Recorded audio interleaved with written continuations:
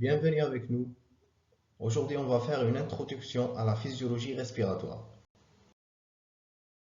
Dans cette première partie de la physiologie respiratoire, on va d'abord définir la respiration et le système respiratoire, puis on va voir comment s'organise le système respiratoire. Nous avons les voies aériennes, les poumons, les alvéoles, la cavité thoracique, la charpente osseuse thoracique et les muscles respiratoires, la plèvre, la vascularisation et l'innervation. La respiration étant une fonction vitale pour l'organisme humain, c'est clair qu'on ne peut pas survivre longtemps sans respiration, environ quelques minutes uniquement. Elle est définie par l'ensemble des phénomènes qui concourent à assurer les échanges gazeux entre le milieu ambiant et la cellule vivante.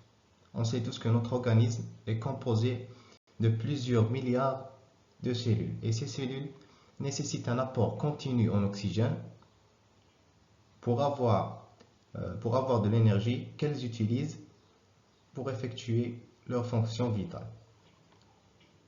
Donc, premièrement, nous avons la ventilation, qui est une sorte d'échange entre le milieu ambiant et les alvéoles, ou tout simplement l'inspiration et l'expiration. Deuxièmement, les échanges entre le milieu ambiant et le sang au niveau des capillaires pulmonaires. C'est la circulation pulmonaire ou la petite circulation.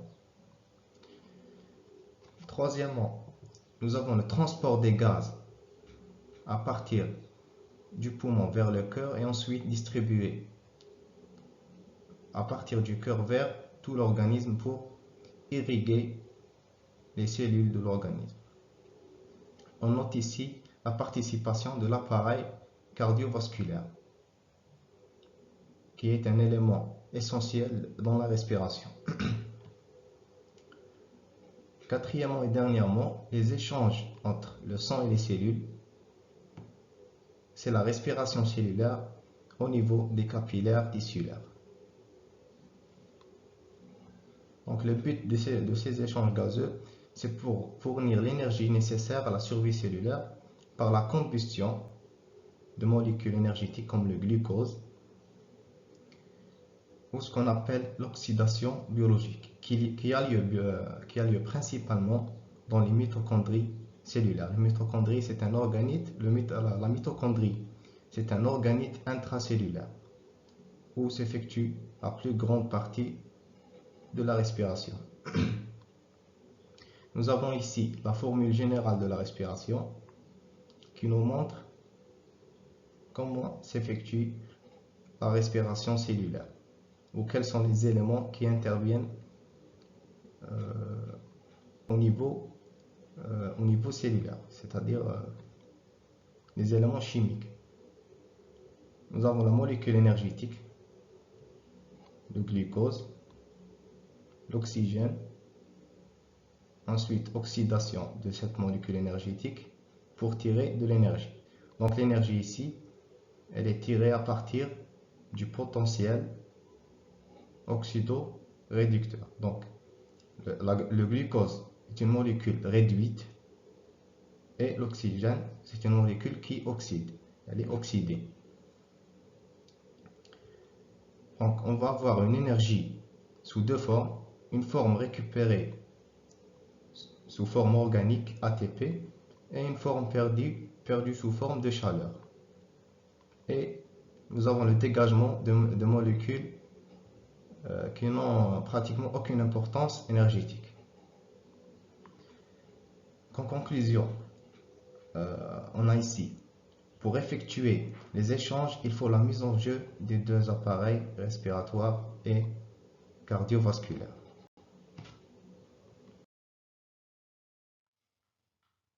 De façon générale, le système respiratoire regroupe l'ensemble des cavités et des conduits que l'air traverse pour arriver à la barrière alvéolo-capillaire où s'effectue le transfert des gaz, appelé ainsi l'hématose.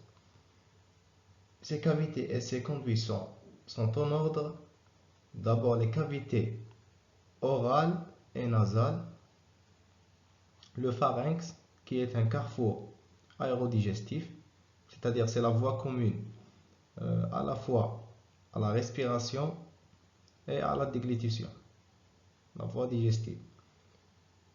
Le larynx, la trachée, les branches, nous avons deux branches souches qui se ramifient en plusieurs branches, puis en bronchioles qui sont de toutes petites, c'est-à-dire de branches de très petit calibre. Nous avons les poumons, le parenchyme pulmonaire, dans sa totalité, qui est enveloppé par une séreuse appelée la plèvre. Nous avons ainsi les structures qui assurent le déplacement des gaz entre le poumon et le milieu extérieur. Nous avons les muscles respiratoires, dont le diaphragme constitue le muscle essentiel de la respiration. Et la cage thoracique qui est la charpente qui soutient et qui offre l'insertion au muscle respiratoire. On va faire un petit rappel embryologique. L'épithélium respiratoire, donc l'épithélium de type respiratoire, qui commence du nasopharynx jusqu'aux dernières branches intrapulmonaires, prend naissance de l'entoblaste, c'est-à-dire l'intestin primitif. L'épithélium de la cavité nasale, par contre, est d'origine épiblastique. Voilà le nasopharynx jusqu'aux dernières branches. Le reste des tissus, des poumons, des voies aériennes et la plèvre, avec ses dérivés, sont d'origine mésoblastique. C'est surtout pour la vascularisation, l'innervation et tout. Passons maintenant à l'organisation du système respiratoire. D'abord, les voies aériennes. Donc, les voies aériennes sont tous les conduits que traverse l'air quand il transite entre l'environnement et les alvéoles. Les cavités nasales et orales piègent les particules véhiculées par l'air dans leurs cils et leur mucus.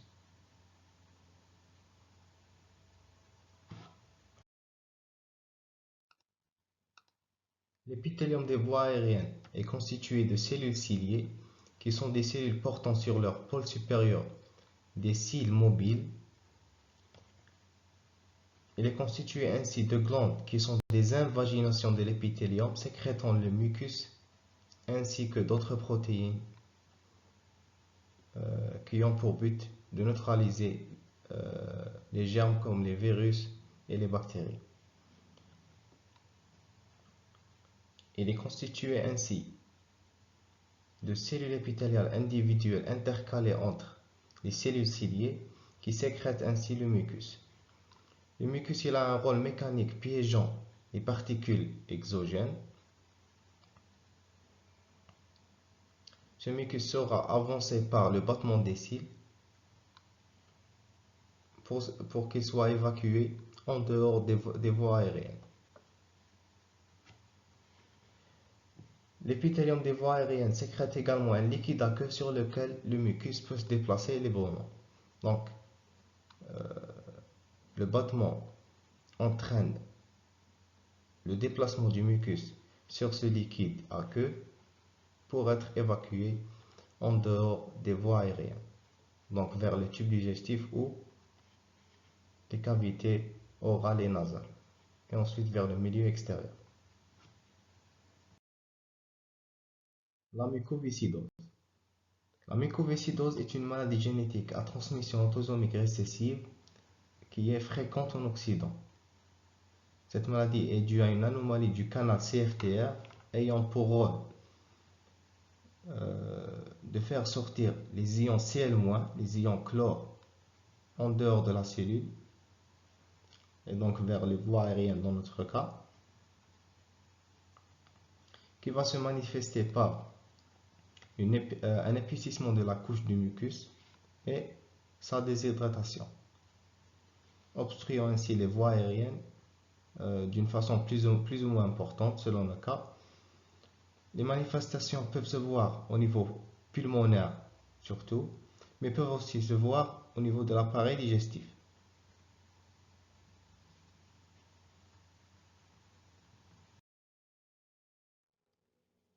Maintenant, pour ce qui est du rôle des voies aériennes, les voies aériennes participent principalement à la conduction, l'épuration des gaz grâce au mucus et au battement des cils, ainsi qu'à l'humidification et au réchauffement de l'air inspiré.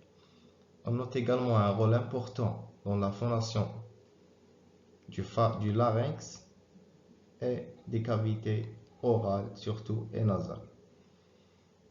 Et aussi le rôle important de l'olfaction, l'épithélium olfactif.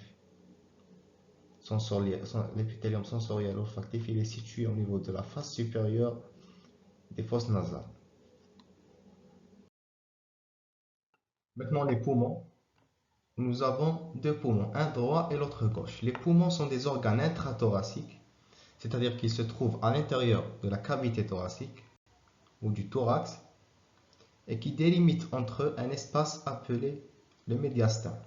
Le médiastin contient le cœur, les gros vaisseaux, la trachée et en arrière l'œsophage. Il contient ainsi des nerfs et des ganglions, les ganglions médiastinaux. Donc, les poumons contiennent les voies aérophores intrapulmonaires qui sont d'abord extralobulaires, puis intralobulaires, extralobulaires et intralobulaires. Ces dernières, c'est-à-dire les voies aérophores intrapulmonaires intralobulaires, se terminent par des petits sacs appelés sacs alvéolaires qui contiennent de nombreux alvéoles, là où il va s'effectuer l'hématose. Voilà le lobe pulmonaire, c'est l'unité fonctionnelle du poumon. Chaque poumon est subdivisé en lobes. Nous avons le poumon droit qui est subdivisé en 3 lobes par des scissures qui sont des invaginations qui prennent naissance à partir de la plèvre. Nous avons 3 lobules au niveau du poumon droit, supérieur, moyen et inférieur. Au niveau du poumon gauche, nous avons 2 lobes, supérieur et inférieur. Les lobes vont se diviser par la suite en segments. Nous avons plusieurs segments par lobe. Et ces lobes contiennent de nombreux lobules. La subdivision des voies aériennes, les voies aérophores intrapulmonaires, elle suit la subdivision des lobes pulmonaires. L'un suit l'autre. Donc c'est la même subdivision. Nous avons les branches lobaires, vont donner des branches segmentaires, puis des branches sous-segmentaires jusqu'à arriver au lobule. Nous avons les branches suslobulaires. Puis à l'intérieur du lobule, nous avons les bronchioles. Là, on ne parle plus de branches, mais de bronchioles. Les bronchioles vont donner naissance aux bronchioles terminales qui se ramifient finalement en bronchioles respiratoires, donnant naissance au sac alvéolaire. Les alvéoles. D'abord, il faut se mettre d'accord sur une chose. Celui-là, c'est un sac alvéolaire. Il prend naissance à partir d'une bronchiole respiratoire. Le sac alvéolaire est constitué de plusieurs alvéoles. Et voilà, un alvéole et un alvéole. Donc les alvéoles sont des petits sacs creux en continuité avec les voies aériennes. La paroi alvéolaire est constituée de cellules épithéliales aplaties appelées cellules alvéolaires ou pneumocytes de type 1, cellules alvéolaires de type 1 ou pneumocytes de type 1, qui sont perméables au gaz, oxygène et CO2.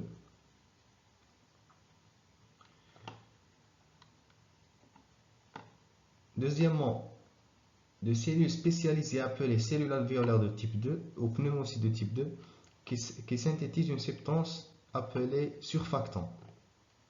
Surfactant, c'est une abréviation de Surface Active Agent, surfactant, qui est un film lipoprotéique tensioactif synthétisé par les pneumocytes de type 2 à partir de la 23e semaine embryonnaire, avec des quantités qui ne sont pas suffisantes, et avec des quantités suffisantes vers la 35e semaine.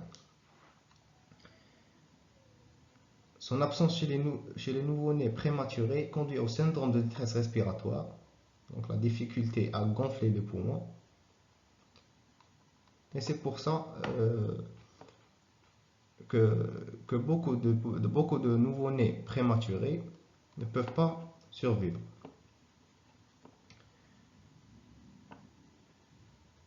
Les alvéoles sont constitués ainsi d'un espace interstitiel très petit, constitué d'un liquide interstitiel et d'un tissu conjonctif riche en fibres élastiques. C'est ce qui donne la compliance pulmonaire, l'élasticité pulmonaire. Les fibres conjonctives de nature élastique sont disposées en réseau. Et finalement, les capillaires qui entourent la paroi pour former la barrière alvéolo-capillaire. La grande surface des alvéoles au contact des capillaires, qui est de 70 jusqu'à 80 mètres carrés, et la finesse de la paroi alvéolo-capillaire, avec le film lipoprotéique qui réduit la tension superficielle, va permettre un échange rapide et facile de grandes quantités d'O2 et de CO2 par diffusion. La quatrième partie, la cavité thoracique et les muscles respiratoires. La cavité thoracique, on avait dit qu'elle est occupée par les poumons et le médiastin qui contient le cœur, les gros vaisseaux, l'œsophage, le thymus qui est un organe constitué de 2 lobes, un organe bilobé situé en avant du cœur et rétrosternal, en arrière du sternum. Le médiastin est constitué ainsi de canaux et de ganglions lymphatiques et quelques nerfs. Maintenant, la cavité thoracique elle est limitée en arrière par la colonne vertébrale thoracique, constituée par les vertèbres thoraciques de T1 à T12. Latéralement, par les côtes, nous avons 12 côtes, dont 7 vraies côtes, de la première à la 7e côte, sont de vraies côtes. La 8e, la 9e et la 10e côte sont de fausses côtes. Et nous avons la 11e et la 12e côte qui sont des côtes flottantes. Et bien sûr, nous avons le sternum et les cartilages costaux. Maintenant, pour ce qui est des muscles respiratoires, bien évidemment, ils prennent naissance ou ils s'insèrent au niveau de la charpente osseuse, qui est la cavité thoracique. Nous avons le principal muscle respiratoire et le principal muscle inspiratoire et respiratoire, qui est le diaphragme. C'est un muscle inspiratoire. Il est endone et forme le plancher de la cavité thoracique, c'est-à-dire la limite inférieure. Il sépare la cavité thoracique de la cavité abdominale. Au repos et à l'état normal, c'est le diaphragme, c'est seul le diaphragme qui participe à la respiration. Donc, quand il se contracte, il va prendre avec lui les poumons et c'est comme ça que va se dérouler l'inspiration. Par contre, l'expiration, c'est un phénomène passif qui est dû au relâchement du diaphragme et bien sûr le rôle de l'élasticité pulmonaire. Nous avons d'autres muscles qui sont les muscles intercostaux, internes et externes. Les muscles intercostaux internes sont expiratoires et les muscles intercostaux externes sont inspiratoires. Donc les internes sont expiratoires et les externes sont inspiratoires. les muscles supplémentaires qui sont les sternoclédomastoïdiens et même parfois les pectoraux, le petit et le grand pectoral, qui sont toujours inspiratoires. Les muscles expiratoires, maintenant, qui participent à l'expiration en cas d'effort, par exemple, ou alors au cours de l'asthme, une pathologie. Nous avons les muscles abdominaux, le grand droit, le transverse et les obliques, l'oblique externe et l'oblique interne.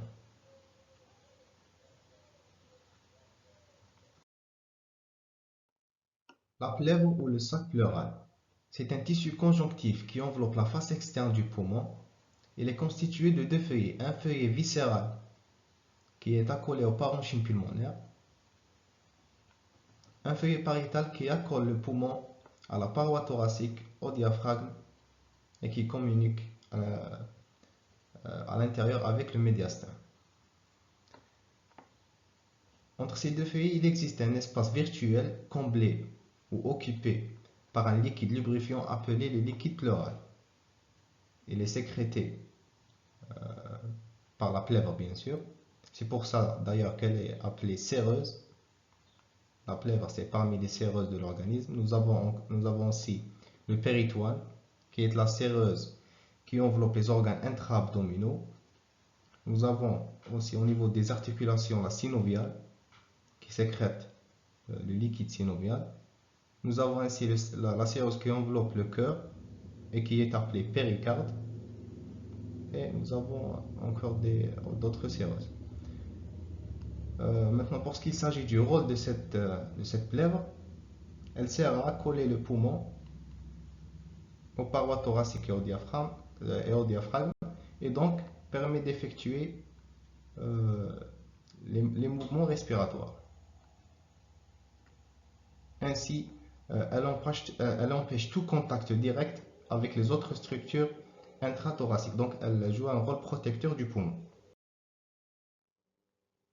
La vascularisation du poumon. Le poumon, c'est parmi les organes ayant une double vascularisation.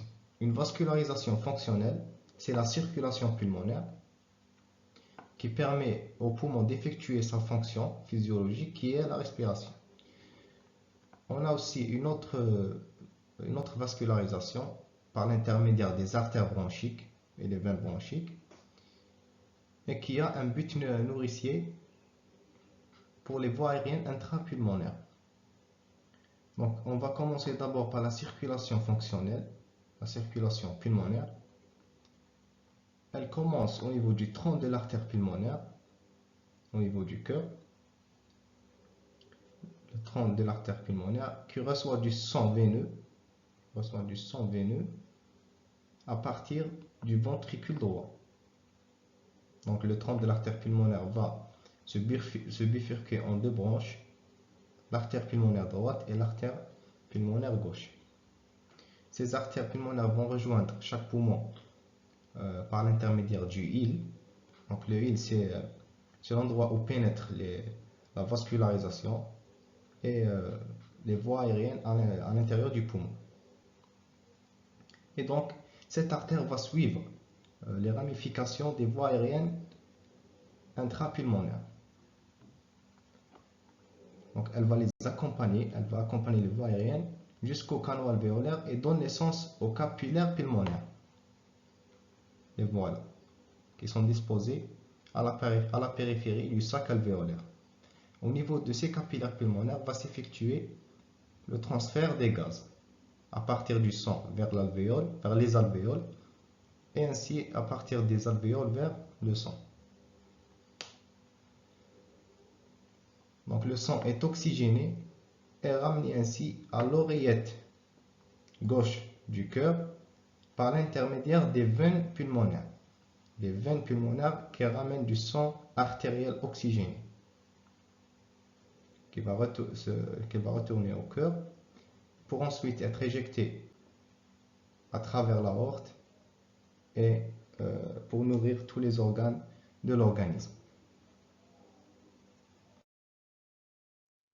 En ce qui concerne la circulation bronchique nourricière, nous avons les artères bronchiques qui prennent naissance à partir de l'aorte Ces artères bronchiques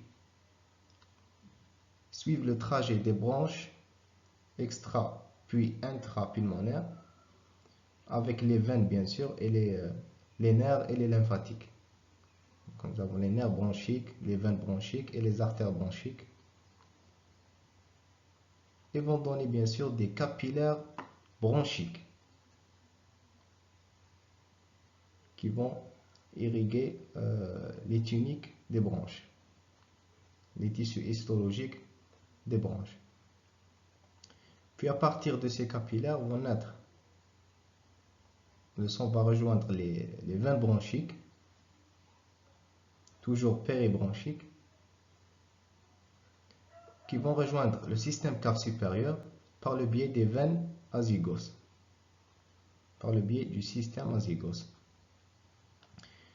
Sans oublier qu'il peut y avoir des anastomoses entre les veines pulmonaires, la vascularisation fonctionnelle, et les veines bronchiques au niveau du lobule pulmonaire. Car la vascularisation fonctionnelle, elle est de type terminal, donc elle ne donne pas des branches, nourricières. La vascularisation pulmonaire fonctionnelle donne des branches directement au niveau des alvéoles. Elle se divise jusqu'aux alvéoles où elle va donner le réseau capillaire. Maintenant, pour ce qui est du système lymphatique du poumon, le poumon représente un véritable cœur lymphatique. L'aspiration de la lymphe vers les veines lymphatiques bronchiques s'effectue au cours de l'inspiration et son envoi vers les gros vaisseaux lymphatiques s'effectue au cours de l'expiration. Enfin, l'innervation du poumon.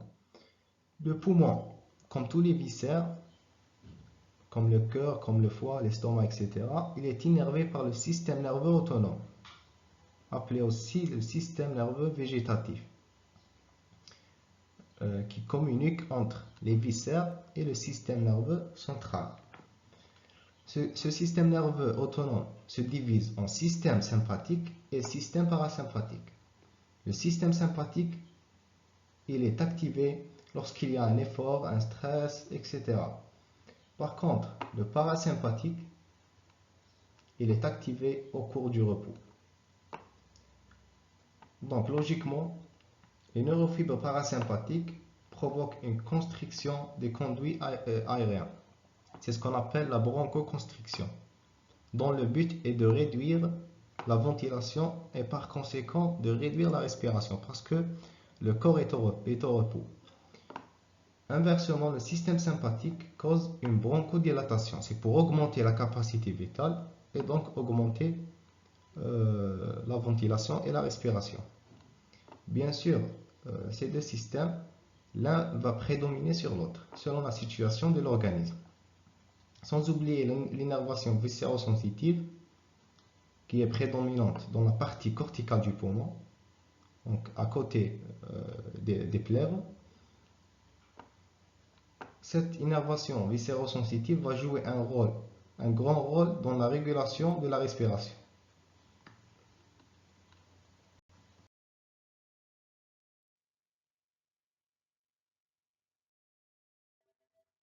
Et merci pour votre attention. On est arrivé à la fin de cette vidéo. Merci pour votre attention. On espère que ce tuto vous a plu. Si c'est le cas, n'hésitez pas de s'abonner. Et bien sûr de partager cette vidéo avec vos amis, afin que l'on puisse continuer à développer cette chaîne. Vous trouvez aussi le cours au format PDF dans la description de la vidéo. Merci et à bientôt. Salam!